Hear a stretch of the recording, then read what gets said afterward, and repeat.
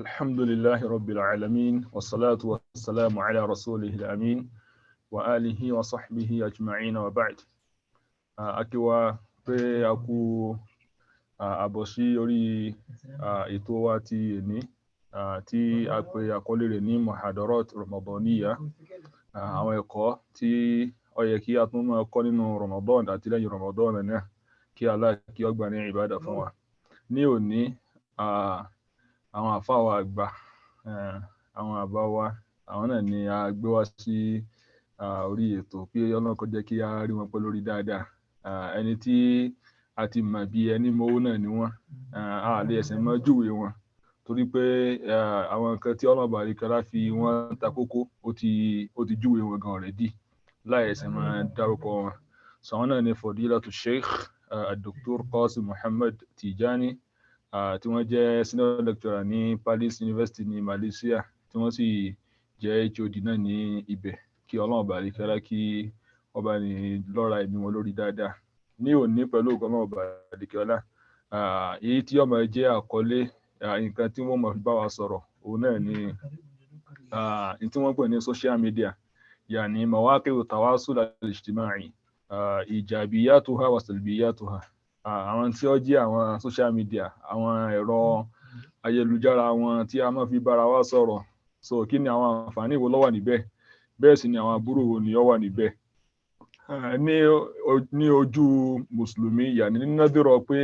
ẹ̀yẹn tó jẹ́ àfáà olùmọ̀fẹ́ wò, torí tí wọ́n ń pè láburú ní ọ̀dọ̀ tiwa, ó lè má jẹ́ aburú ọ̀dọ̀ àwọn ẹlòmíì. So kí Ọlọ́run bá lè kí ọlá kí ọba ní san àwọn àfáà wa ní ẹ̀san dáadáa, kí ó jẹ́ kí a rí wọn pẹ́ lórí dáadáa o. Torí àsìkò wọn ní àbá tí ní ká tún ṣe mọ̀kọ́dímọ̀ kò pọ̀ jù báyìí lọ, ṣùgbọ́n kí a lè bá fi jàǹfààní wọn dáadáa. Jazakumullahu khairan, ahsanallahu ilaykum wa rafa'allahu qadrakum fid dunya wal akhirah. Hada wa sahlan. نعم، بسم الله الرحمن الرحيم. الحمد لله حمدا كثيرا طيبا مباركا فيه كما يليق لربنا ويرضى، والصلاة والسلام الأتمان الأكملان على خير خلق الله سيد البشرية سيدنا محمد صلى الله عليه وسلم وعلى آله وأصحابه والتابعين له بإحسان إلى يوم الدين. أما بعد، السلام عليكم ورحمة الله وبركاته. وعليكم السلام ورحمة الله وبركاته. adúpẹ́ fún Ọlọ́run ọba tí ó mú wa bá Ramadan lọ díẹ̀díẹ̀. Abẹ́lọ́run ọba kọ́lọ́run ọba kó fún wa ní àṣeyọrí àlùbáríkà lórí rẹ̀, ó sì gbà wá ní ẹrú nínú oṣù náà, kó wá sí wá nìkan nínú àwọn tí Ọlọ́run ọba yóò bọ́ ọkùnrin náà kú lọ́rùn wọn nínú oṣù Ramadan náà. Allahumma ij'alna min utaqa'ika minan nar. Ìkẹ́ Ọlọ́run ọba ìgẹ́ rẹ̀ kó máa bá ẹni tí Ọlọ́run ọba fún ní àpọ́nlé jùlọ, ẹni tí Ọlọ́run ọba rán sí gbogbo àgbáyé, Sayyidina Muhammadin sallallahu alayhi wa sallam. Kí ìkẹ́ Ọlọ́run ọba àti ìgẹ́ rẹ̀ kó máa bá àwọn ará ilé Ànábì wa Muhammad, kó máa bá àwọn sàhábà rẹ̀, kó sì máa bá gbogbo àwọn àlùmọ̀ pátápátá. Lẹ́yìn eléyìí, a kí gbogbo àlùmọ̀ islamiyya ní gbogbo àgbáńlá ayé ní kíkí tó dára jùlọ. Assalamu alaikum wa rahmatullahi wa barakatuh. Lẹ́yìn eléyìí, mo kí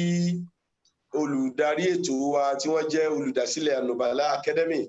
Al-Ustaz Abdulhafiz Ọ̀túnwá Àkànní. Abẹ́lọ́run ọba kọ́lọ́run ọba kó máa bá ní ṣe àlékún dáadáa fún yín àti gbogbo àwọn tí wọ́n jẹ́ olùkún lọ́wọ́ yín pátápátá. Láì ní gbára wa lásìkò, nípa pé àsìkò ta ní àsìkò tó kéré díẹ̀ ni, màá lọ síbi iṣẹ́ tí wọ́n gbé fún mi, èyí tí wọ́n pè ní àkórí ọ̀rọ̀ wasailu tawasul al-ijtima'i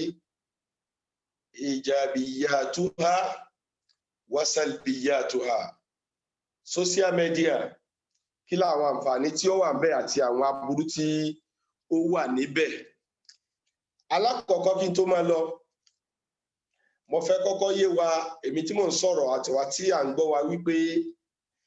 social media, àwọn tí à ń kọ níbẹ̀, ó dà gẹ́gẹ́ bí ọ̀rọ̀ tá ń sọ lẹ́nu náà ni. Ọ̀rọ̀ tá sì ń sọ lẹ́nu, ó lè jẹ́ hujjatun lana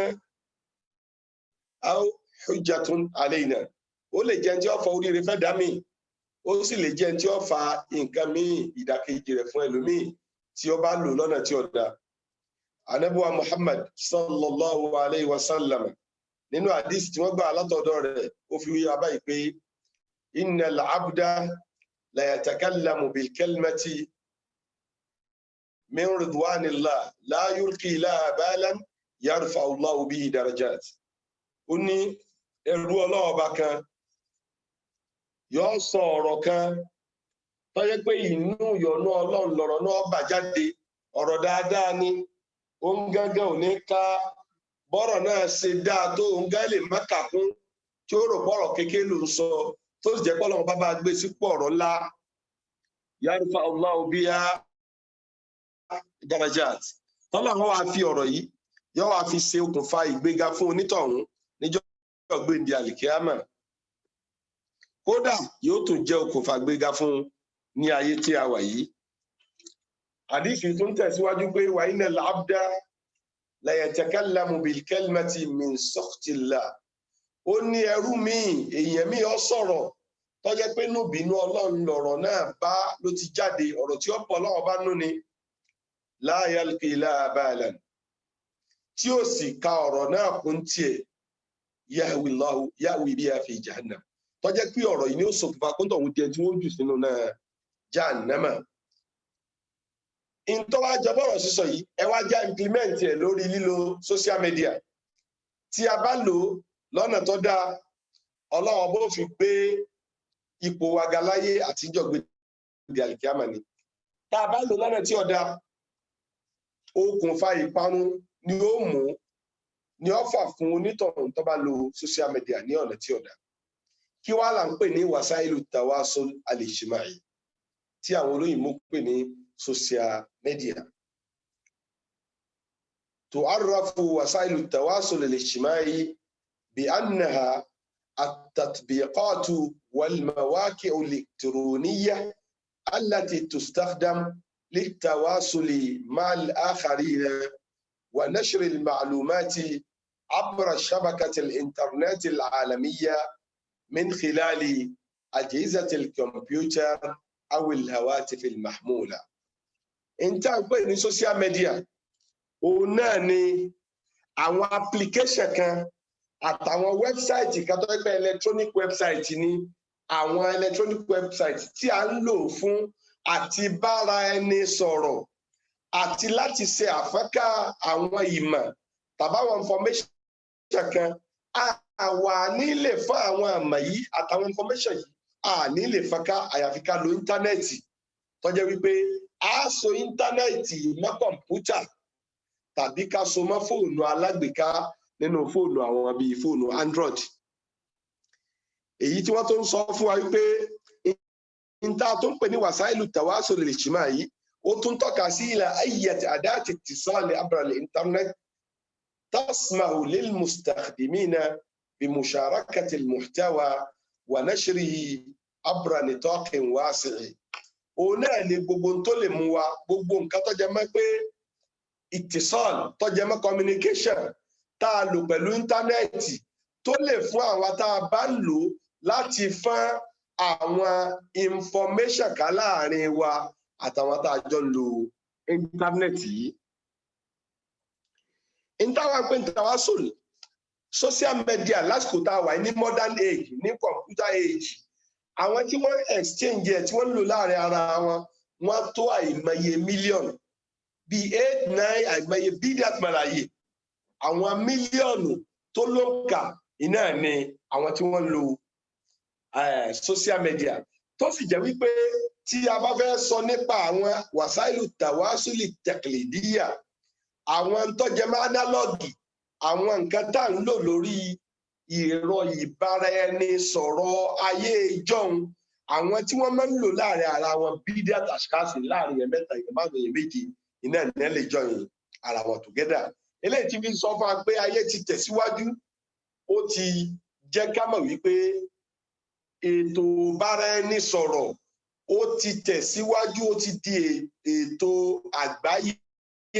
tó jẹ́ pé àwọn nǹka ìmọye òní ẹ̀nẹ́jọ́ ní ìbánisọ̀rọ̀ pọ̀ lórí social media lásìkò tá a wà yìí. Káwòye sí àwọn táìpù social media mélòó la ní àdúwáwù wasaili tawasul al-ijtimai. Àwọn táìpù social media mélòó la ní? Wọ́n pín àwọn social media sí oríṣiríṣi àwọn táìpù níbàámu point tí mo fẹ́ kà kalẹ̀. Alákọ̀ọ́kọ́ wọ́n pè àwọn kan ní wasail shabakatul wasail al-ijtimaiya tá ń pè yẹn ní social networks. Àwọn èyí tá ń sọ yìí òun ló gbajúmọ̀ jù nínú àwọn ọ̀nà táwọn èèyàn máa ń gbà bára wọn sọ̀rọ̀ lórí ẹ̀rọ ìtànká ẹ̀rọ ayélujára àgbáyé.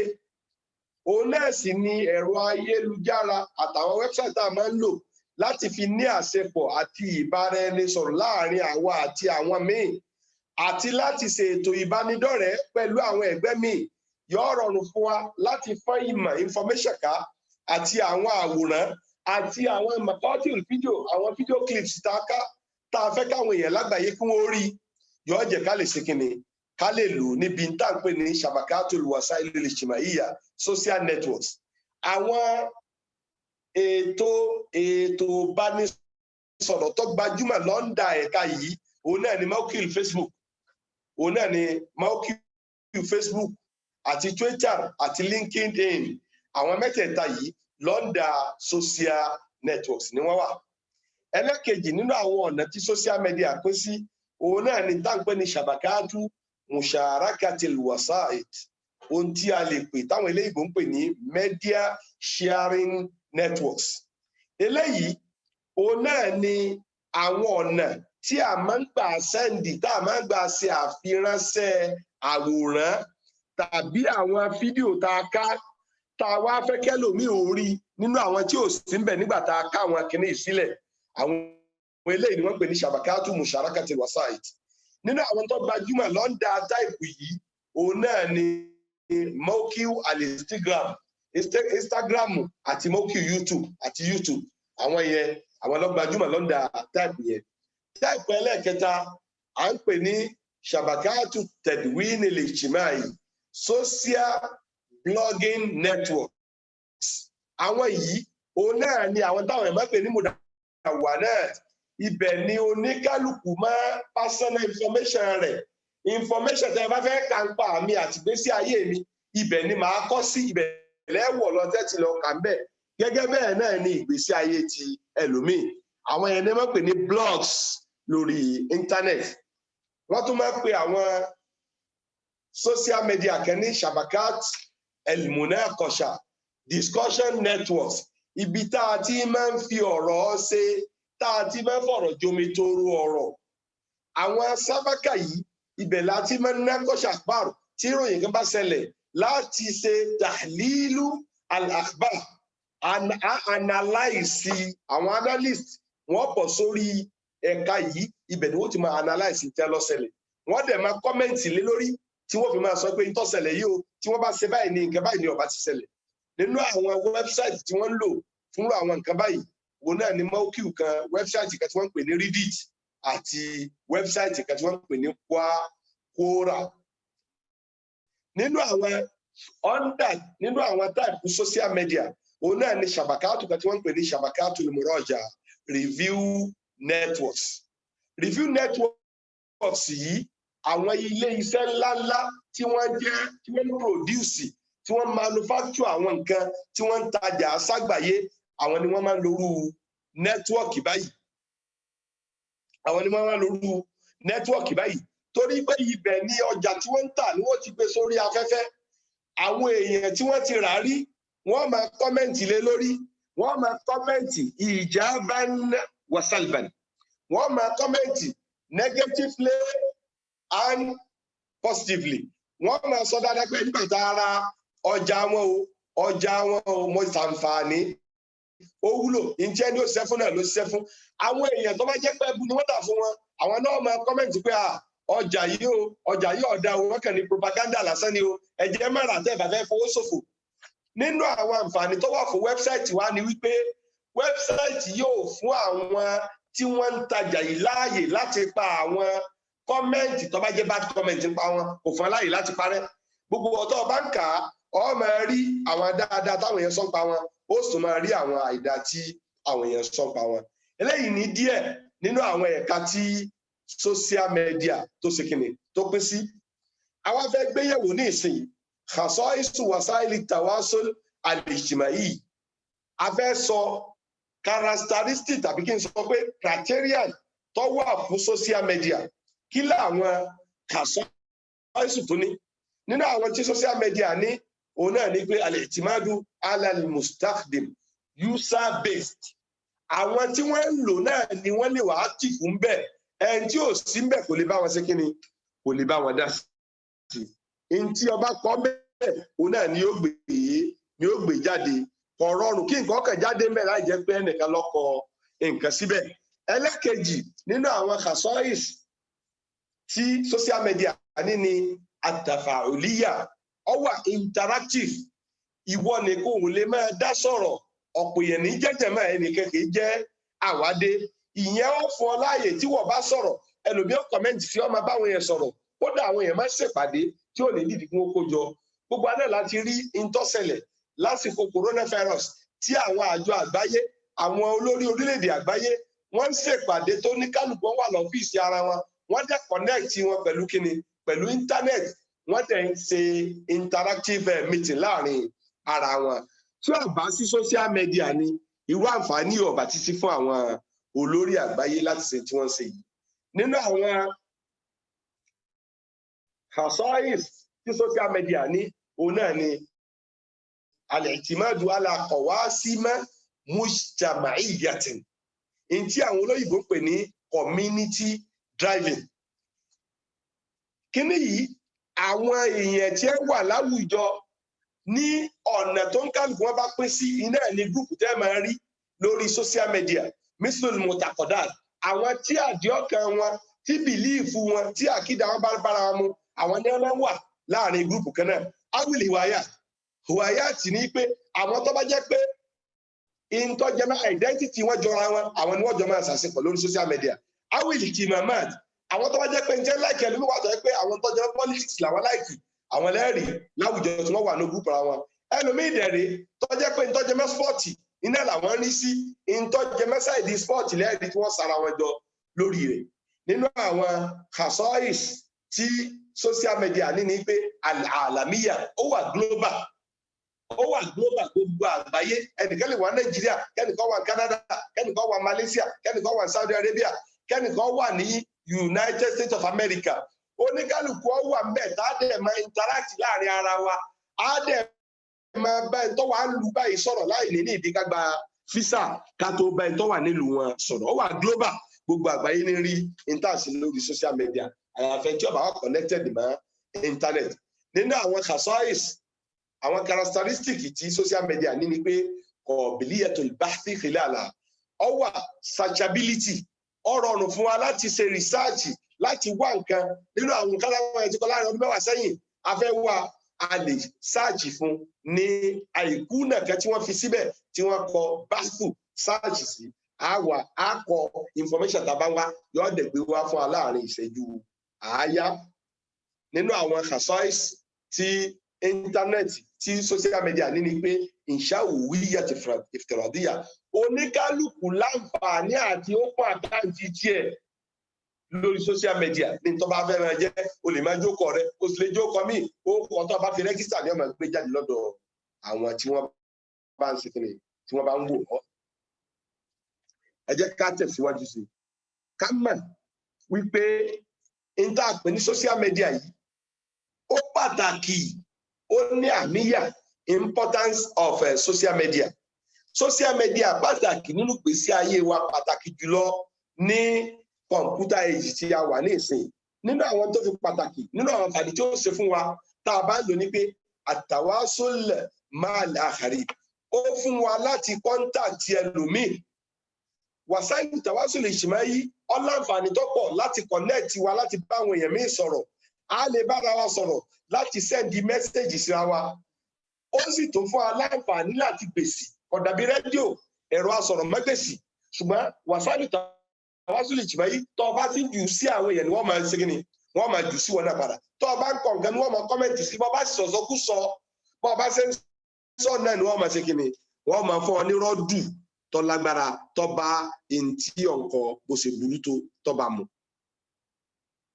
Ibikíbi téèyàn ló wà láyé social media ó fún aláyè láti máa báwọn yẹn sọ̀rọ̀. Nínú àwọn wẹ́bsáìtì tó fún aláǹfààní ìjù òun náà ní Facebook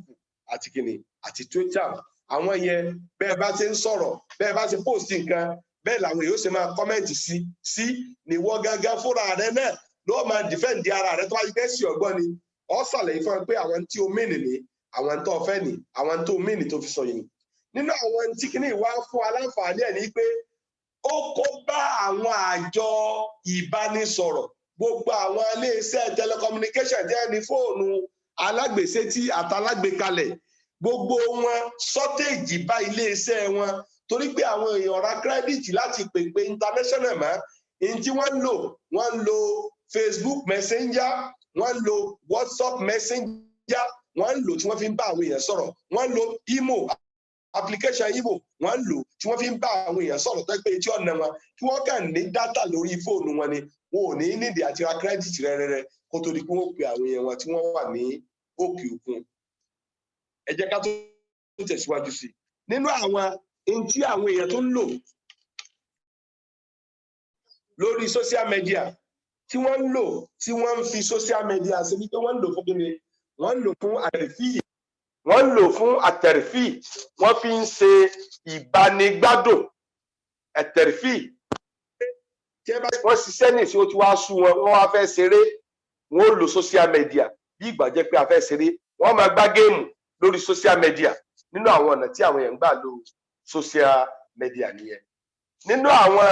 àǹfààní táwọn èèyàn tó ń rí lórí social media òun náà ni wípé àwọn èèyàn tó ń lo social media fún tẹ̀kúrínù sọ̀dà ọ̀tí jẹ̀dídà wọ́n fi ń make friendship wọ́n ní àwọn ọ̀rẹ́ tí ó jẹ́ pé lórí social media ni àwọn ọ̀rẹ́ yìí ti ń wọlé fún wọn. So friendship wọ́n ní friendship lórí social media. Ẹ já wo ọ̀pọ̀lọpọ̀ àwọn èèyàn ní ìsinyìí ẹ rí i pé ẹlòmíì lè wà tó pé ẹlòmíì ti ní ọ̀rẹ́ 5,000 àwọn follower 5,000 àwọn ọ̀rẹ́ 5,000 tí Facebook fílẹ̀ kalẹ̀ pé yẹn lè ní ẹlòmíì ti ní so túrú kí ló fi ní túrú social media ọ̀pọ̀lọpọ̀ ọ̀rẹ́ ẹlòmíì 70% nínú àwọn ọ̀rẹ́ tó ní kò rí ẹ sójú báyìí rí tí ẹ bá ṣe pé lórí social media ní ẹ ti pàdé. Nínú àwọn àǹfààní tí social media tó ṣe fún àwọn èèyàn òun náà ni wípé ó ṣe kí ni tẹ̀túwírù àmàlíyà ti tàlím social media ó tún jẹ́ kí ẹ̀kọ́ ó tún rọrùn. A rí àwọn online university àwọn èèyàn ń ṣe degree wọ́n ṣe masters wọ́n ṣe PhD ní online jẹ́ sì ń gbé àwẹ̀ ẹ̀dìjẹ́ fi ṣiṣẹ́. Through kí ẹ fi ṣe lú eléyìí through social media ni wọ́n ń lo through Zoom program Zoom nínú àwọn application tó wà fún social media ni wọ́n ń lò tí àwọn ẹ̀dẹ́ ń kẹ́kọ̀ọ́ lọ. Ibẹ̀ láti rí Jamiatul Madina Al-Alamiya nílùú Malaysia, Madina International University nílùú Malaysia. Wọ́n ń ṣe online program wọ́n dẹ̀ ń ṣe direct program. Àwọn èèyàn ń ṣe degree lọ́dọ̀ wọn, wọ́n ń ṣe masters, wọ́n ń ṣe PhD. Tẹ́lómi ọ̀dẹ̀ kú olóléèdè rẹ̀ tí dẹ̀ gbà wẹ́rẹ̀ tí fi ń ṣiṣẹ́. Gẹ́gẹ́ bẹ́ẹ̀ náà la rí Al-Jamiat Islamiyya Wilayat Minnesota Islamic University l'Amẹ́ríkà lọ́wọ́ àní tí Professor Walid Al-Manisi tí wọ́n jẹ́ vice chancellor rẹ̀. A ní yunifásitì tó pé lórí online ní àwọn ẹ̀ tí ń kọ́ wọ́n ti ń kọ́ ẹ̀kọ́. Gẹ́gẹ́ bẹ́ẹ̀ náà la rí àwọn yunifásitì wa lórílẹ̀‐èdè wa Nàìjíríà àti lórílẹ̀‐èdè àgbáyé nílùú Malaysia nílùú Saudi Arabia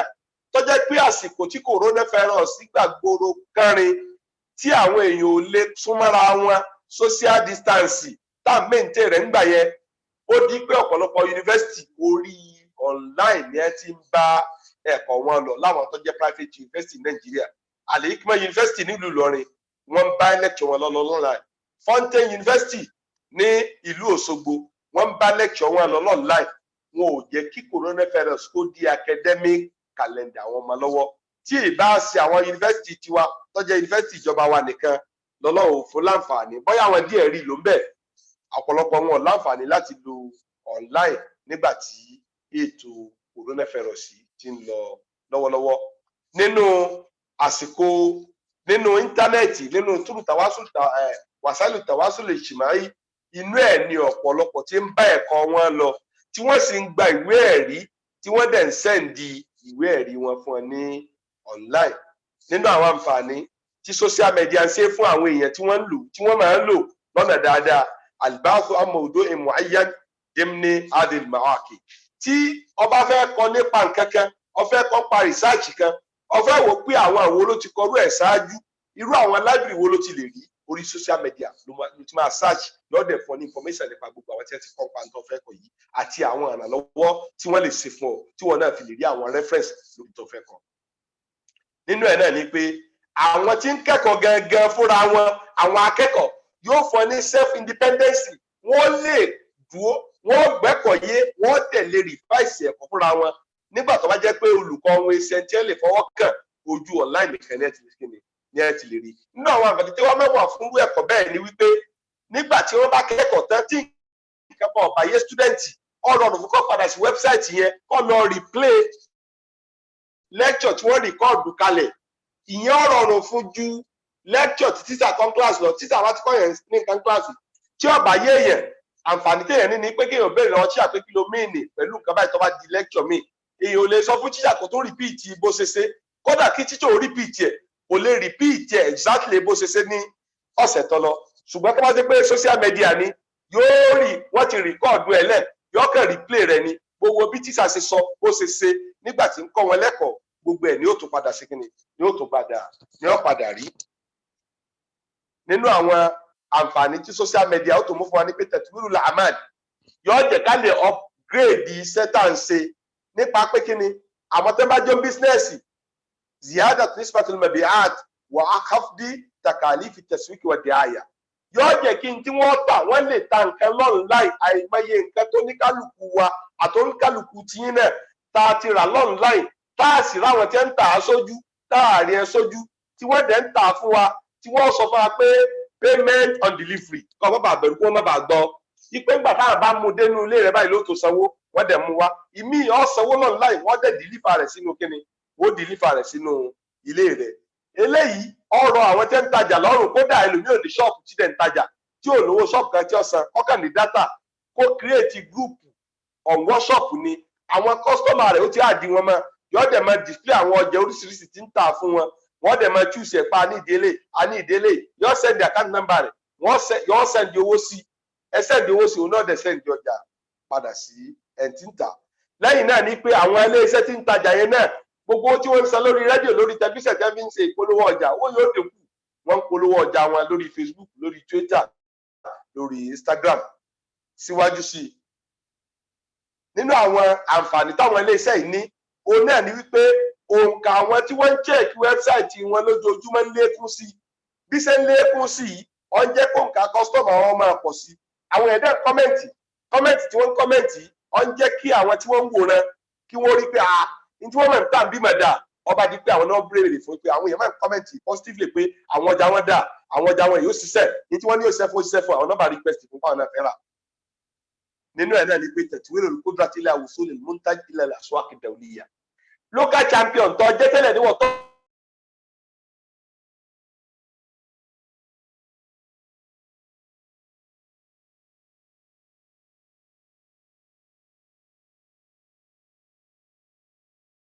ń tajà ó lè torí ìtọ́ǹtà tó padà sọ̀rọ̀ àlọ́ market tó wọ international market through social media. Lẹ́yìn náà ni pé nínú àwọn àǹfààní tí ó sì fáwọn iléeṣẹ́ ńláńlá òun náà ni pé yóò jẹ́ kí àwọn iléeṣẹ́ ńláńlá ọmọ view àwọn èèyàn lórí ọjà táwọn ń tà síta ṣé ó ní ìdí káwọn improve production ni àbí báwọn ṣe ń ṣe ó ti dáa tó àbáwọn ní observation táwọn kìíní bá ní wọn ò rí through social media. Àwọn ń pariwo social media àwọn ọ̀ràn social media wo la ní ahamu tatbiqat sáìlì tawasul al-ijtimai. Nínú àwọn ọ̀ràn social media ta ní òun náà ni ntí kí yóò pamọ́ sí ọ̀pọ̀lọpọ̀ wa tá à ń pè ní Facebook ní social media tó gbajúmọ̀ jù láyé lónìí torí pé àwọn tí ń lo Facebook lónìí wọ́n lé ní bílíọ̀nù èèyàn tí ń lo Facebook ju àwọn kọ́ńtì tó yẹ kó lérò tó pọ̀ jù láyé wọ́n jù lọ lónìí. Facebook tó wá ní messenger tó yẹ pé túrú rẹ̀ a lè fi fóònù ara wa tí ò sì ní gbà wá ní tí ò ní ná wa lówó ju pé kára dátà sórí sórí fóònù wa lọ. Kódà nínú àwọn application táwọn fi ń fóònù lágbàáyé Messenger Facebook ló gba ipò kejì lásìkò tá a wà yìí, òun ló wà ní number 2 nínú àwọn application tí àwọn fi ṣe internet call ní àgbáyé. Facebook yìí ìgbà wo ni ẹ dálẹ̀ tó ti á di gbajúmọ̀ tó báyìí? 2014 òun náà ni arákùnrin ọ̀dọ́ kan ló dá Facebook yìí lẹ̀ tí orúkọ rẹ̀ jẹ́ Michael Zuckerberg. Òun ló dálẹ̀ ní 2004. Ẹ wo àsìkò tó dá Facebook lẹ̀ kò tí ì tó gbọ́ ọdún, ẹ wo ibi tó dé lónìí. Nínú àwọn application tí a tún lò lórí social media òun náà ni application kan tá à ń pè ní Instagram. Instagram yìí ibẹ̀ ni ọ̀pọ̀lọpọ̀ àwọn ẹ̀ tí máa exchange ìtọ́jẹ́ mọ́ pictures àti video through fóònù. Ọkùnrin kan tá à ń pè àwọn méjì ní ẹ dálẹ̀, Mike Krieger àti Kevin, àwọn ni wọ́n dá application Instagram lẹ̀ ní year 2010 ni wọ́n dá sílẹ̀. Instagram lónìí àwọn followers Instagram wọ́n lé ní 300 million láwọn tí ń lo Instagram lónìí. Kódà àwọn èèyàn lo Instagram wọ́n ń lò débi pé wọ́n tó ń lò lọ́nà tí ọ̀dà lómi bá ń dáná oúnjẹ lọ kíchìn rẹ̀ yóò gbé sórí Instagram. Bí ó fẹ́ sùn lálẹ́, I'm in my bed now, I want to sleep. Gbogbo ń tẹ́jẹ́ pé àwọn èèyàn ò ní ìdí kí wọ́n mọ̀ ń pa rẹ̀ tó yẹ pé private affairs ẹni ọ̀pọ̀lọpọ̀ ń lò lórí Instagram. Nínú àwọn application táwọn èèyàn tó ń lò lórí social media lágbàáyé lónìí òun náà ní kíní kan tẹ́ ń pè ní Snapchat. Snapchat yìí ní táwọn èèyàn máa ń lò fún, wọ́n máa ń lò fún láti send ìtọ́jẹ́ mọ́ pictures àti kíní àti video clip. Nínú àwọn táwọn èèyàn tó ń lò tó jẹ́ pé ọ̀pọ̀lọpọ̀ náà máa ń pa rẹ̀ lónìí òun náà ní táwọn lábá ń pè ní Twitter. Òun náà ni àwọn olóyìnbó pè ní Twitter. Twitter yìí ibẹ̀ ni a ti máa ń send àwọn information tí èdè ẹ̀ sí ọ̀rọ̀ tó pọ̀ ẹlẹ́jọ́ ò lè lo Twitter. Ọdún 2006 iná ni wọ́n create ní tá à ń pè ní Twitter, tó sì jẹ́ pé ní àsìkò yìí àwọn tí ń lo Twitter lágbàáyé àwọn bíi about 500 million tàbí jù bẹ́ẹ̀ lọ òun náà ni àwọn tí ń lo Twitter. Ibi Twitter wá dá sí ni pé àwọn ẹlẹ́jọ́ ọ̀ranù wọn ọ̀ráyè lórí Twitter, àwọn èèyàn pàtàkì lọ́pọ̀lọpọ̀ àwọn tí ń lo Twitter, àwọn almashahir, àwọn gbajúmọ̀, àwọn celebrities, àwọn siyasiyun, àwọn politician, àwọn ministers, àwọn president àgbáyé kò fẹ́ ẹ̀sẹ̀ tí ò ní kíni Twitter. Twitter ló ní symbol hashtag. Tẹ́ bá fẹ́ sọ pé hashtag ni pé a fẹ́ sọ gbólóhùn kan síta ní ìsinyìí o pé ìjọba wa faramọ́ o, àbẹ̀yẹ́ bẹ́ẹ̀ kan ó disturb ìjọba wa, àwọn yóò máa gbé hashtag ẹ̀ síta, wọ́n sì máa sí kíni, wọ́n máa repost, wọ́n máa retweet ẹ̀ tẹ́lẹ̀ pé ọ̀pọ̀lọpọ̀ yóò fi dé ọ̀pọ̀lọpọ̀ ọ̀dọ̀ àwọn èèyàn.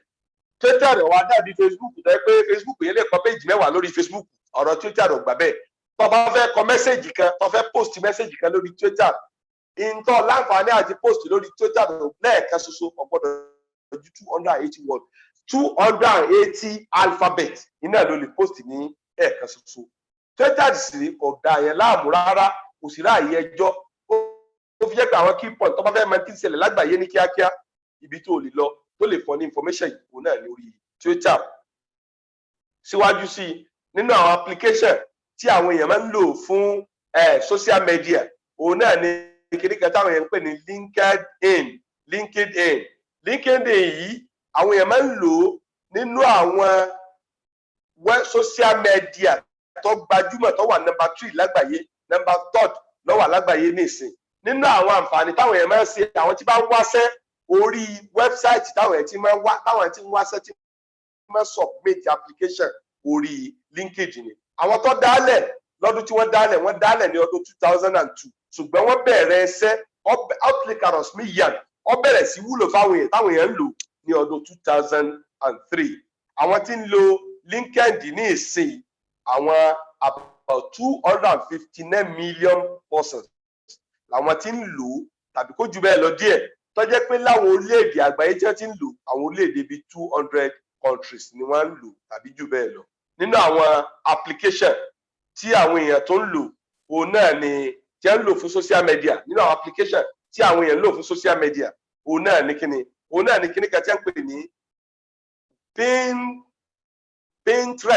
Pinterest yìí ọdún 2013 òun náà ni wọ́n dá sílẹ̀ tí àwọn èèyàn tí wọ́n sì ń lò nígbà yẹn tí wọ́n jẹ́ 3.7 million làwọn tí wọ́n ṣe kíni làwọn tí wọ́n ń lo Pinterest kíni nínú àwọn social media àwọn application táwọn ẹ̀ tó ń lò lórí social media ó ní kíni kẹta ń pè ní Google Plus yìí àwọn Google ni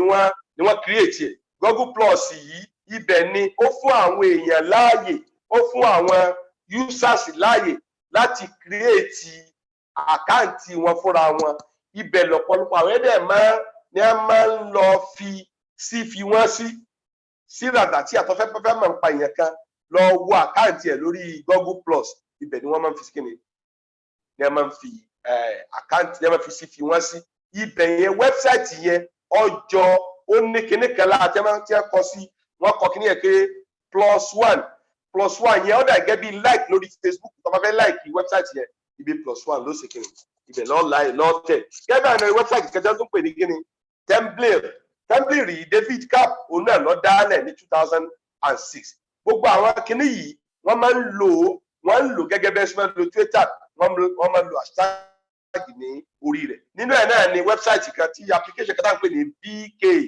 yìí àwọn tí ń lò lágbàáyé about 280 million làwọn èèyàn tí ń ṣe kíni tí wọ́n lò lágbàáyé bẹ́ẹ̀ èdè Russia lèdè tí wọ́n máa ń lò ń bẹ́ẹ̀ púpọ̀ jù èdè míì náà wà ń bẹ́ o ṣùgbọ́n àwọn Russia nípa pàwọn ní create àwọn ni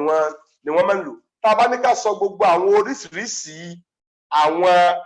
application tó wà fún social media gbogbo àsìkò wọn tá a ní ó máa ṣe kí ni ọ máa lọ tán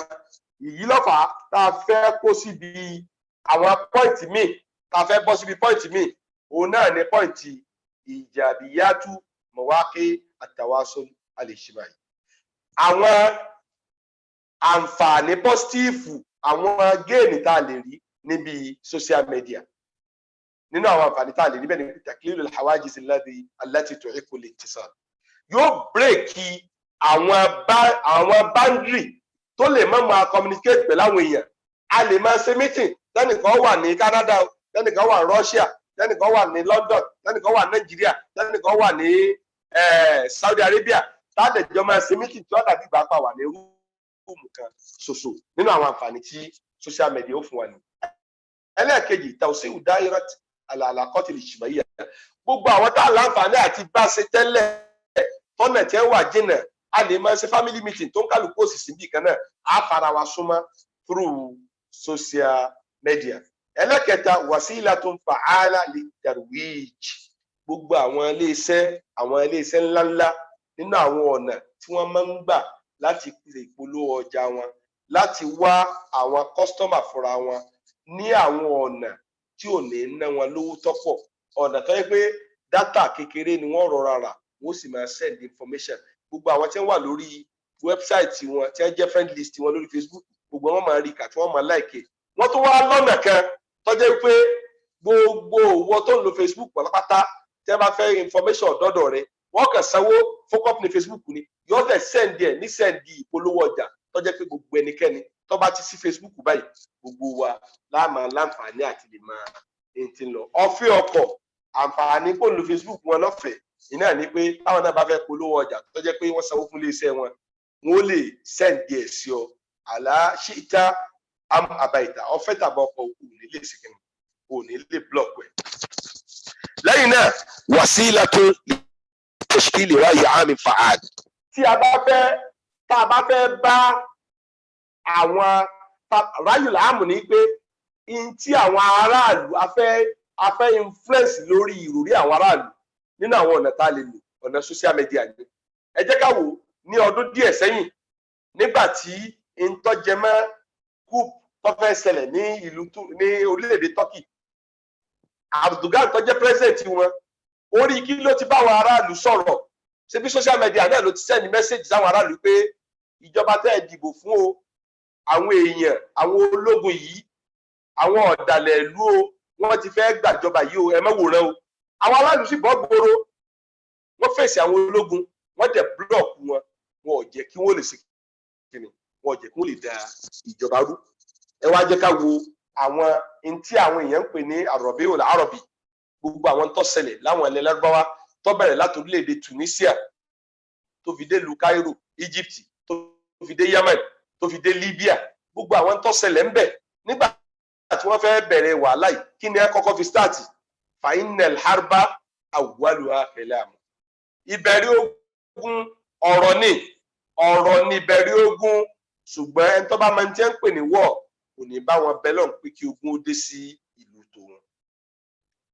Nígbà tí àwọn èèyàn yìí tí ẹ fẹ́ dàjọba wó láwọn orílẹ̀-èdè yìí, kí ni wọ́n lò? Ṣé borí social media náà ni ẹ ti bá àwọn èèyàn sọ̀rọ̀, táwọn èèyàn ti ń sẹ́ǹdì síra wọn, tí wọ́n sì ń gbọ́ ẹjẹ́ àpàdé níbi báyìí, ẹjẹ́ àlọ́dá bí báyìí rú, orí social media ni wọ́n ń lò tí wọ́n fi ń da gbogbo èrú. Ló fi jẹ́ pé ìjọba tó bá jẹ́ ìjọba tó gbọ́n náà kò ní fi social media lẹ̀ fún àwọn olùdàlú lásán kí wọ́n máa lò ó. Náà ní àwọn media team tí wọ́n jẹ, tí wọ́n dáńtọ́, tí wọ́n sì dára wọn lójú, tí ẹ sì mọ àwọn social media táwọn aráàlú lò tí wọ́n máa ń lò. Ibẹ̀ ni ó ti máa bá àwọn aráàlú sọ̀rọ̀ pé ìjọba wa ó ti ṣe báyìí o, ó ti ṣe báyìí o. Wọ́n lè má sọ fún yín, ìjọba wa nínú plan wa tá a fẹ́ ṣe lọ́dún yìí, òun náà ni ká tọ́nà bí báyìí ṣe, ká tọ́nà bí báyìí ṣe, ká tọ́nà bí báyìí ṣe. Nípa apá àlè ṣe gbogbo ẹ̀ lẹ́ẹ̀kan náà, a ti bẹ̀rẹ̀ ń pọ̀ ọ̀nà bí báyìí. Àpèjúwe bá bẹ̀rẹ̀ bẹ̀ fọ́tò rẹ̀ ní. Ìjọba tó dákẹ́kẹ̀ẹ́ pẹ́ ṣubú, ìjọba gbọ́dọ̀ lẹ́nu. Nínú àwọn ẹnu tí ìjọba gbọ́dọ̀ ní lásìkò yìí, òun náà ní pé kó lo social media láti bá aráàlú sọ̀rọ̀ kí wọ́n sì mẹ́sẹ̀ kí ni wọ́n má parọ́. Nítorí bá jó òótọ́ ni kí wọ́n sọ fáráàlú kó lè bá àjẹ́ pé Mr. Kíyà yọ wà nínú ìjọba wọn. Tí ẹ bá ti sọ nǹkan báyìí, àwọn aráàlú ò ní máa wulẹ̀ wádìí pé ṣé lóòótọ́ ni àbírọ́, nítorí ẹ mọ̀ pé wòye sí kí ni wòye parọ́ tẹ́lẹ̀. Ṣùgbọ́n tí ẹ bá sọ alákọ̀ọ́kọ́ tí ẹ rí wádìí ẹ̀, tí ẹ rí pẹ́rọ ni, tí ẹ ṣẹlẹ̀ kejì tí ẹ wádìí ẹ̀, tí ẹ rí pẹ́rọ ni, tí ẹ ṣẹlẹ̀ kẹta tí ẹ wádìí ẹ̀, tí ẹ pẹ́rọ ni, tí ẹ bá tó sòótọ́ ń gbà míì, àwọn èèyàn gan ò ní máa bìlíìfù wọn. Wọ́n gbà pé irọ́ náà ni ẹ máa pa bí ẹ ṣe máa parọ́. Nínú àwọn àwúlò táwọn èèyàn rí nínú social media ní pé mutaba'atul akhbar. Ìyẹn máa ń follow news. Tí ẹ bá fẹ́ mọ ìròyìn tó ń gbóná fẹlifẹli tí ń lọ lọ́wọ́, orí social media ni ẹ já lọ. Wọ́n sáré post ẹ̀ lórí Twitter. Àwọn iléeṣẹ́ ìròyìn àgbáyé, àwọn gẹ̀ẹ́tẹ́ bá fẹ́ sọ̀rọ̀ ìròyìn tó bá ń ṣẹlẹ̀ fẹlifẹli, kó tó di àsìkò tásìkò àbárùn sáà, àsìkò tí ẹ máa ń ṣèròyìn gẹ́gẹ́ kó tó di àsìkò tí ìròyìn yóò tó. Àwọn ibi tí wọ́n ti kọ́kọ́ sẹ́ndì àwọn information lórí àkáǹtì wọn lórí Twitter ni. So ibẹ̀ làwọn yóò ti máa follow àwọn ìròyìn tí ń gbóná fẹlifẹli tí ò ní jẹ́ pé dead news ni wọ́n máa gbé fún àwọn èèyàn. Bó ṣe ń ṣẹlẹ̀ lọ́wọ́lọ́wọ́ bẹ́ẹ̀ náà ni wọ́n sì máa sọ̀kalẹ̀ sórí ẹ̀rọ ayélujára wọn àti orí wẹ́bsáìtì wọn. Gẹ́gẹ́ bá a ṣe sọ ṣáájú, àwọn tó ní ilé-iṣẹ́ tó ń ṣe ilé-iṣẹ́ tí wọ́n ní àwọn nǹkan tí wọ́n ń ṣe fáwọn èèyàn, tí wọ́n fẹ́ tajà fáwọn èèyàn lágbàáyé, orí social media ni ẹ ti ń ṣe. Nínú àwọn tó gùdù tó ṣàṣeyọrí lórí irú nǹkan báyìí, àwọn orílẹ̀-èdè China ni. Orílẹ̀-èdè tí ẹ rí ẹwà tẹ́ ẹ bá ti sanwó fún online pẹ̀lú ògbó ọ̀nà wọn gbọjà yín débẹ̀. Orílẹ̀-èdè Malaysia náà ń gbìyànjú nípa irú nǹkan báyìí tí wọ́n gbé tẹ́ ẹ bá rà dọ́dọ̀ yín níbi tẹ́ ẹ bá wà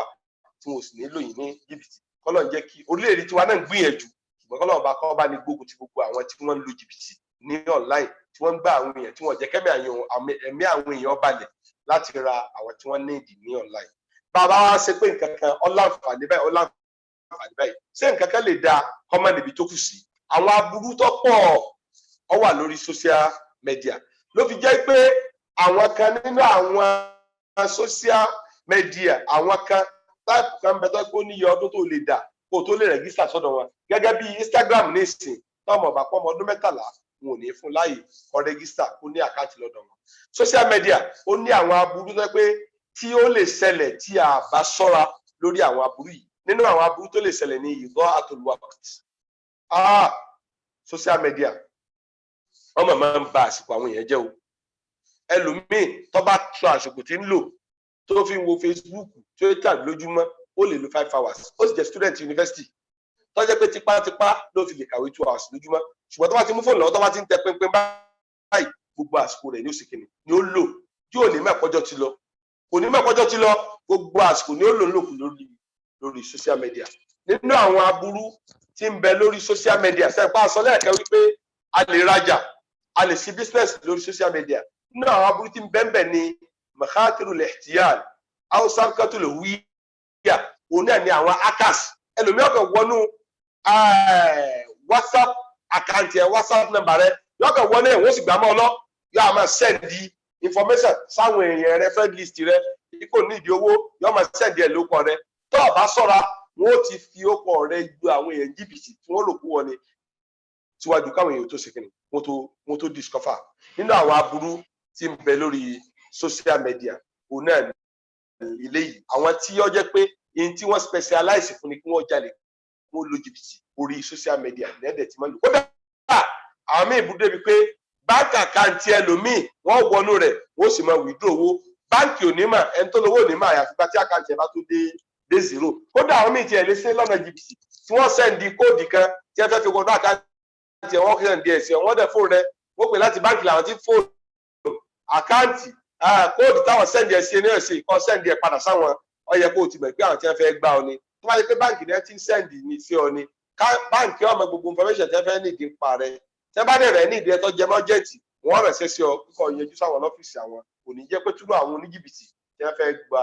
owó tó ní àkáǹtì ni. Nínú àwọn aburú tí wọ́n tún máa ń lò tí ó wà níbi social media òun náà ni àtàdírù sálbí alàlàkọ́tì usariya. Àwọn fámìlì ń gbà mí ẹrù pé súnmọ́ra wọn ni wọ́n ó súnmọ́ra wọn ò sì ní gbádùn ara wọn nítorí social media. Wọ́n ní ọmọ kan ó lọ sílé ìwé, ó lọ sí school, wọ́n wà ní àwọn ọmọ tí wọ́n wà nursery and primary school. Wọ́n wá ń bi oníkálùkù léèrè pé kí ló oníkálùkù yín fẹ́ dà lọ́jọ́ iwájú. Ẹlòmíì ni òun fẹ́ di doctor, òun fẹ́ di lawyer, òun fẹ́ di president. Wọ́n wá bọ ọmọ kan léèrè pé kí ni wọ́n fẹ́ dà tiẹ̀. Ó ní òun fẹ́ di bíi fóònù, android phone ló fẹ́ dà. Kí ló dé? Ó ní bàbá àti màmá òun ìrújú òun rárá. Tí wọ́n bá ti gbá fóònù wọn tí wọ́n bá ti gbá lọ́wọ́ báyìí tí wọ́n ń wo àwọn social media tí wọ́n ń ka nǹkan lórí ẹ̀ tí wọ́n ń tẹ pínpín, ó ní n ò ní ráàyè tó. Wọ́n wá rí pé òun rí pé fóònù yẹn pàtàkì lọ́dọ̀ wọn, òun sì fẹ́ kó wọn pàtàkì lọ́dọ̀ ẹni tí wọ́n máa díìlì pẹ̀lú òun ló fẹ́ sí kíni ló fi bẹ̀rẹ̀ nǹkan jẹ́ pé kó wọn ò di fóònù ní ọjọ́ iwájú. Ẹ jẹ́ ká wò ló fi jẹ́ pé àlàkọ́tò lò sàríyà tá a bá sọ́ra àwọn ọmọ tó yẹ ká mójútó àní mójútó wọn. Òbí mi ò lè bọ́ ọmọ rẹ̀ kò lè direct ọmọ rẹ̀ lórí bí ó ṣe ṣàṣàmẹ́ǹtì tí wọ́n bá fún sùkúl torí kó bísí pẹ̀lú kiri ó bísí pẹ̀lú social media through fóònù ti bẹ ní ọwọ́ rẹ̀. Nígbà míì àwọn ọmọ ìyá kan náà bàbá àti ìyá àtọmọ mẹ́rin wọ́n lè jọ wà ní òṣètì rúùmù tó ní kálukú wọ́n sì lè má sọ̀rọ̀ bára wọn láàrin wákàtí méjì nípa pé wọ́n bísí pẹ̀lú ẹ̀ tí wọ́n bá sọ̀ lórí WhatsApp tàbí lórí Facebook. Àwọn aburú tí social media wàá mú nìyẹn tó mú wá nìyẹn níbi tó jẹ mọ́ family relationship. Yóò jẹ́ kí àwọn tó súnmọ́ wa tá a jọ wà nílé kan náà wọ́n dẹni tó jìnà sí wa nílé bá ń sọ̀rọ̀. Àwọn tó wá jìnà tó wà lù tó jìnà àwọn láwọn àmọ́ bá sọ lórí social media. Ó yá regulate irú àwọn aburú báyìí. Ọmọ mi wà tó yẹ pé ibi tí social media tó kó bá dé tó bá wà wájú àwọn obìnrin táwọn obìnrin bá sọ̀rọ̀ yóò tún máa tẹ fóònù lọ ni. Táwọn òbí ẹ̀ bá sọ̀rọ̀ lágbájá tó ti gbọ́ yóò pé dájú kílẹ̀ wí torí pé ó ti ṣe kíni ó ti lọ nínú ẹ̀mí social media tí ń bá dì tó wà wájú rẹ̀ ó ti yẹ kó gbàgbé pé wájú ẹni tó tóbi jù níwájú òun lẹ́yìn Ọlọ́run òun náà ni òun wà tí ṣe àwọn obìnrin méjèèjì. Ló fi jẹ́ pé nínú àwọn àmọ̀ràn fún àwọn tá a jọ̀dọ̀ àtàwọn ọmọ kéékèèké ni wípé tí a bá ti wà níwájú àwọn òbí wa ẹ jẹ́ ká máa jẹ́ kí fóònù ó sinmi ká lè bá a lísìtì fún wọn ká sì fún wọn ní àpọ́nlé tọ́tọ́ àti tọ́yẹ nípa tó jẹ mọ́ ìwà àwọn òbí. Nínú àwọn aburú tí ń bẹ níbi social media ni pé mukhalafatu manzumatil adat wa taqalid. Inú social media lẹ́lòmíì ti kọ́ ìwọ̀kuwọ̀ ẹlòmíì ọ̀ máa sọ ìwọ̀kuwọ̀ wọ̀ tẹ́lẹ̀ ṣùgbọ́n nígbà tó wo social media tó dúpẹ́ wọ sọ wọ́n mọ̀ ká sọ ìjẹ́ irú ilé ìmọ̀fẹ́ ibẹ̀ ni ó ti snap ẹ̀ yóò tó fún tẹ́lẹ̀ rẹ̀ ẹ bá rán sọ báyìí gbogbo aṣọ wọn là lẹ́gbẹ̀ẹ́ wọn là láyà wọn là lẹ́yìn obìnrin sì ni ọ́ gbogbo tó fi pamọ́ tó yẹ kó fi pamọ́ wọ́n jẹ́ ti nǹkan àpọ́nlé rẹ̀ tó sì jẹ́ ọjẹ́ tọkọ rẹ̀ nígbà tó bá má rí gbogbo ẹni gbogbo àwọn ètò ìbọn ṣèkìrì wọn ò ti bọ̀ rí. Nínú àwọn aburú tí ń bẹ nínú social media ní pé àwọn àṣàkáṣà tí èyí ṣàṣàlù wa àwọn ọmọ ń kọ́ látòrí social media jẹ́ ń ṣèkìrì jẹ́ sì ń kọ́ wálé. Ibẹ̀ láti lọ́pọ̀lọpọ̀ ẹlòmíì wọ́n pa àwọn fẹ́fẹ́ yà lórí social media wọ́n fẹ́ tí ọ̀tẹ̀ wọn lórí ọ̀tọ̀ ní fóònù ọ̀tọ̀ ní fọ́tò tí wọ́n rí wọ́n ti gba nǹkan lọ́wọ́ rẹ̀ níjọ́ tẹ́ bá wá pàdé yọ wà rí pé ṣé tó ń bá sọ̀rọ̀ lórí social media ni àwọn aláìkí rẹ̀ nígbà wọ́n sì jọ ní àlàkọ̀ wọ́n ti jọ ní relationship ìbáraẹnisọ̀rọ̀ ìfúnnilówó ní àwọn àsìkò tọ́pọ̀ tó ti gbowó lọ́wọ́ rẹ̀ ọgbọ̀n bá yà sọ pé òun ṣe kiri òun ọ̀fẹ́ mọ́. Síwájú sí i nínú àwọn aburú tí social media máa ń mú wá fún wa ní pé àlẹ́ uzla ẹlòmíì ò di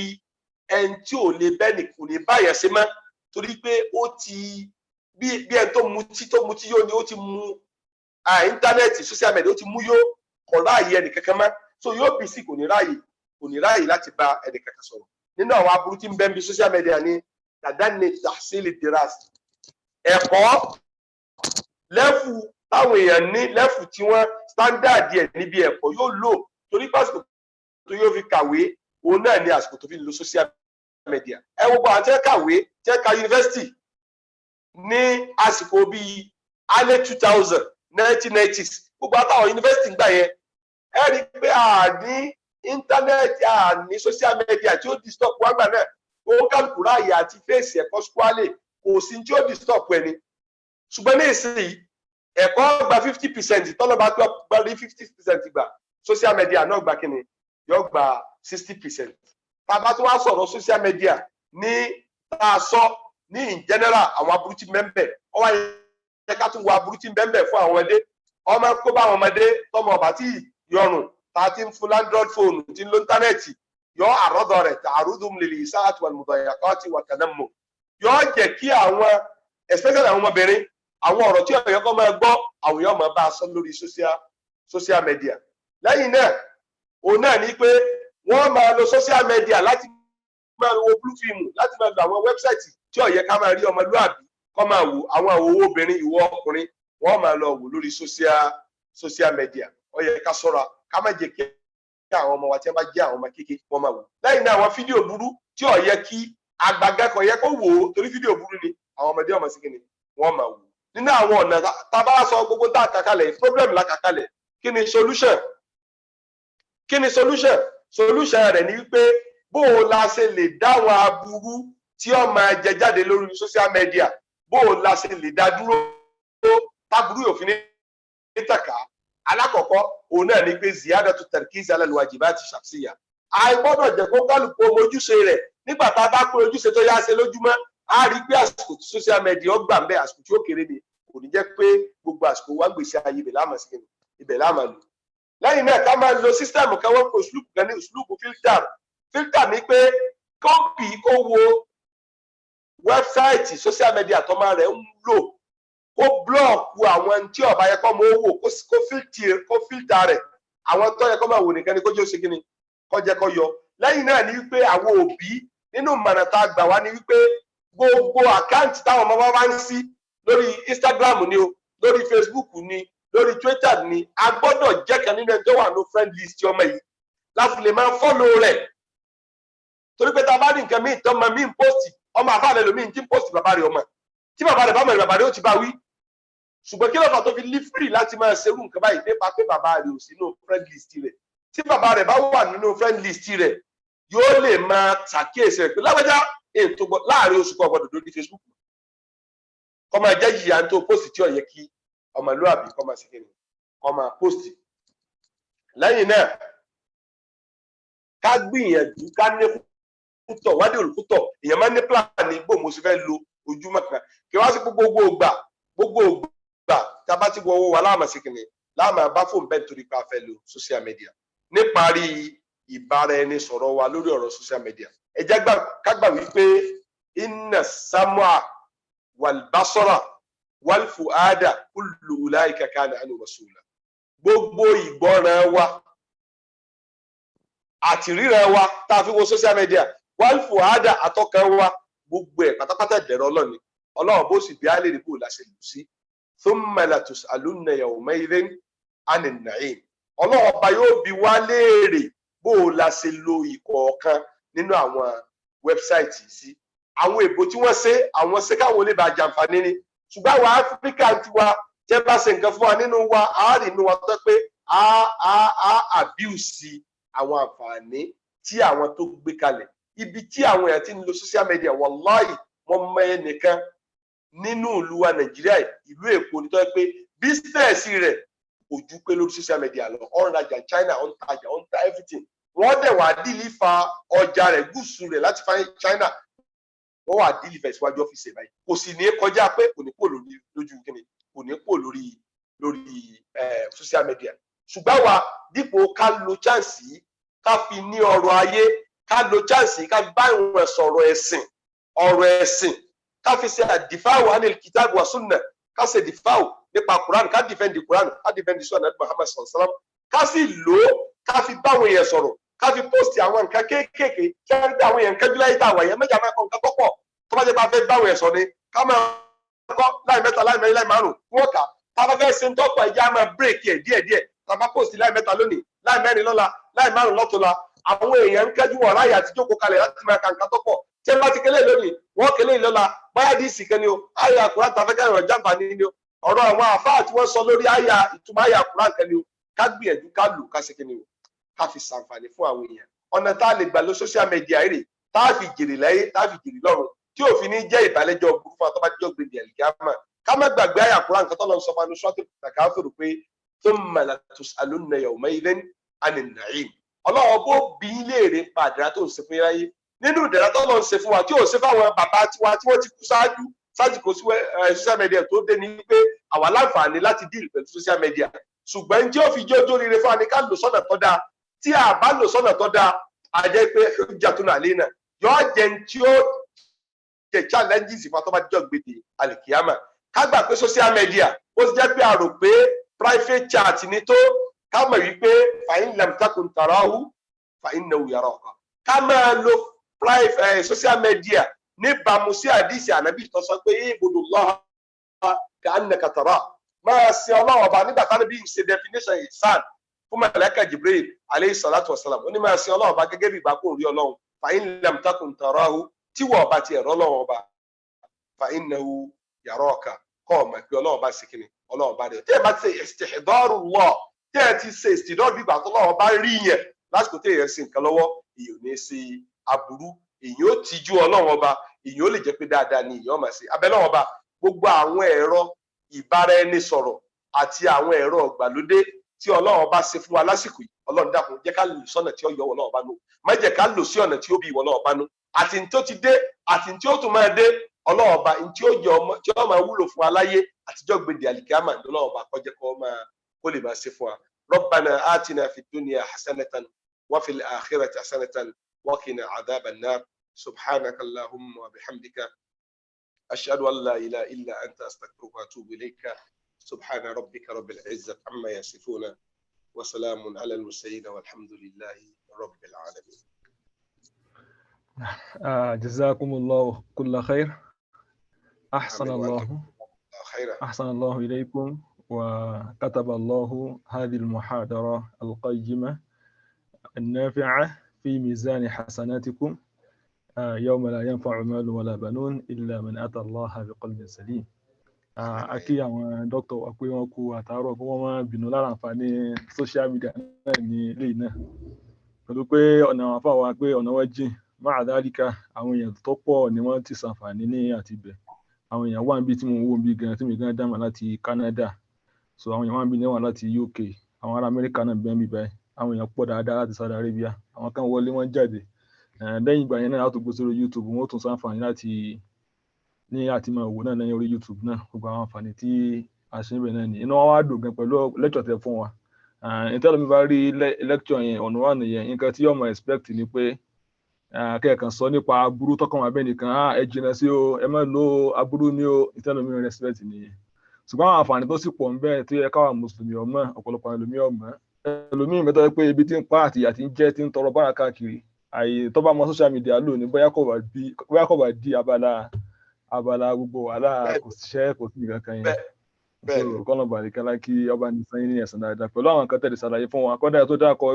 irú application míì fún wa irú LinkedIn yẹn tí àwa náà máa ń lo ọ̀pọ̀lọpọ̀ iṣẹ́ lọ́pọ̀lọpọ̀ lómi máa gbà lórí rẹ̀ ẹ̀yìn tí ń ṣe translation yẹn sìn ó lè ríṣẹ́ tó pọ̀ lórí rẹ̀ àtàwọn nǹkan míì tí ó tó ṣàǹfààní fún kọ́nà bàríkálá kí ọba ní sẹ́yìn ní ẹ̀sán dáadáa. Mo rí ọwọ́ kan ní òkè torí ẹ má bínú àyànfà wa wọ́n gbàwẹ̀ ní ṣùgbọ́n kí a gba question bíi báyà ìdúpẹ́ tàbí báyà tàlíkì ni àbí question ká gbà ní àti ọ̀dọ̀ àwọn afáwa Sheikh Ibrahim awáyéwá ṣe rere àwọn ni àwọn mudiru the Noble Wisdom International Academy lára àwọn tí wọ́n lo social media láti fi pàwó tó pọ̀ náà ni láti fi káwọn èèyàn lẹ́kọ̀ọ́ bismillah àrídẹ́ náwó sókè ni o. Sheikh Ibrahim ọwáyé wá sí rere bóyá wọn ọmú tí gbọ́ wọn ọmú tí wọn bẹ́ẹ̀ ọmú tí wọn. wọn ò gbọ́ tọ́yì tábàdé lómi tó bá ní ìbéèrè. Okay, salaam alaikum wa rahmatullahi wa barakatuh. Wa alaikum salaam wa rahmatullahi wa barakatuh. Ala wa sala. A kí àwọn dókítà wa Ọlọ́run jẹ́ kárí yín pẹ́. Àmín wa iyyakum. Bákan náà a sì kí aláṣẹ Anubala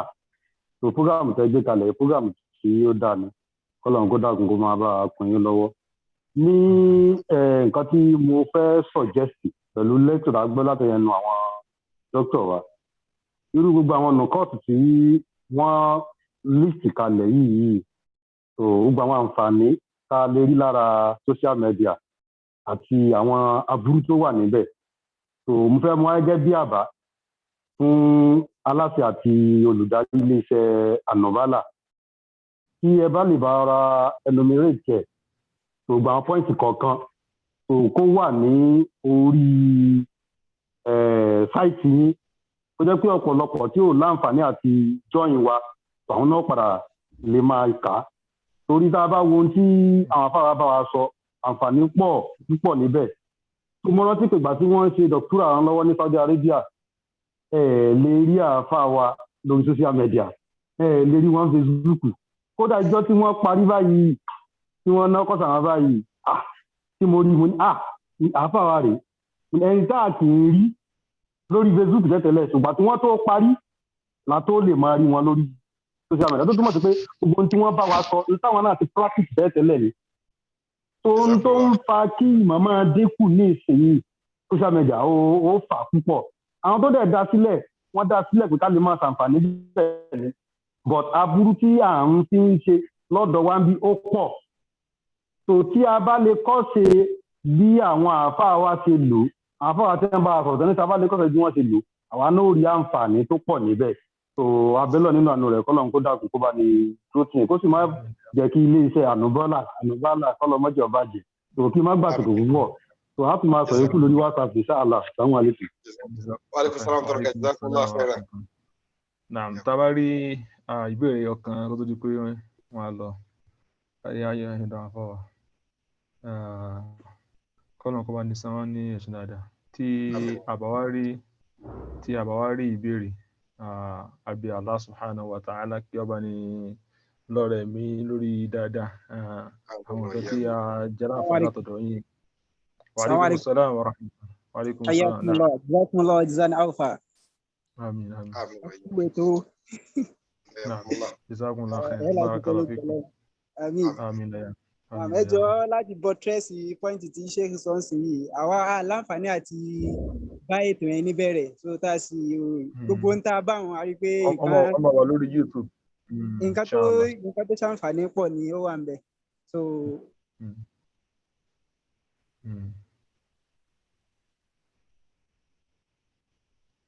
Summary gbogbo bí lecture yẹn ṣe yóò wù wá pè ń bẹ̀ ọlọ́run ṣe lọ́ọ́ jazakumullahu khairan. Kataballahu khairan. Barakallahu fikum inshallah ta'ala àwọn tí a tó fẹ́ gbọ́ láti pìlẹ̀ náà a tún máa rí lórí YouTube náà inshallah ta'ala a máa share link yẹn láti wo lórí YouTube inshallah èyí tí wọ́n sọ yẹn náà pẹ̀lú ògo Ọlọ́run Anubala náà ti gbọ́ náà nìyẹn a máa ṣiṣẹ́ lórí ẹ̀ kọ́nà bàrí kára kí ọba ní ṣe ní rọrùn nítorí àsìkò àwọn dọ́kítọ̀ wa pẹ̀lú ògo Ọlọ́run. Inshallah máa send